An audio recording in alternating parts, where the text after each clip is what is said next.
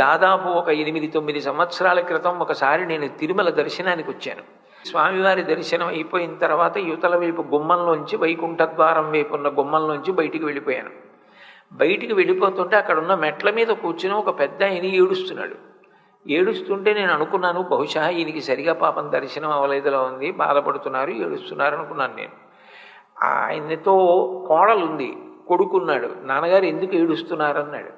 ఆయన అన్నాడు, ఒరే, ఒక పావు గంట సేపు కాళ్ళు కదపకుండా నిలబడలేము, ఎప్పటి నుంచి నిలబడ్డాడ్రా, అలా మమ్మల్ని చూడడం కోసం కాదు కదపకుండా నిలబడ్డా, అలా నిలబడి ఎక్కడెక్కడి నుంచో నన్ను చూడ్డానికి వస్తారు, నేను చూడకపోతే నొచ్చుకుంటారని అలాగే చూస్తూ ఉన్నాడా, ఎంత కాళ్ళు నొప్పెడతాయిరా, ఒక్కసారి అవకాశం ఇస్తే కాళ్ళు పట్టాలనుందిరా, ఎంత కాళ్ళు నొప్పెడుతున్నాయో అన్నాడు.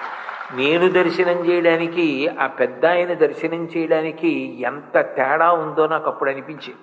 నా బోటిగాడు వెంకటేశ్వర స్వామి వారిని ఇంతసేపు చూశానని ఏదో వర్ణన చేస్తాం, ఆయన అంత నించున్నాడు, కాళ్ళు ఎంత నొప్పెడుతున్నాయో అన్నాడు. ఆయనే అపరాధాలు ఎంచడం మొదలుపెట్టాడు అనుకోండి. ఆనందనిలయ విమానంలోకి వెడుతున్న ఎవరు ఏం చేసి వస్తున్న వాళ్ళో ఆయనకి తెలీదా? ఆయనకి అన్నీ తెలుసు. ఆయన వస్తున్న ప్రతి వాడిలోనూ తప్పు ఎంచడం మొదలుపెట్టాడు అనుకోండి, ఎవరు అసలు ఆయన ముందు నిలబడగలరు?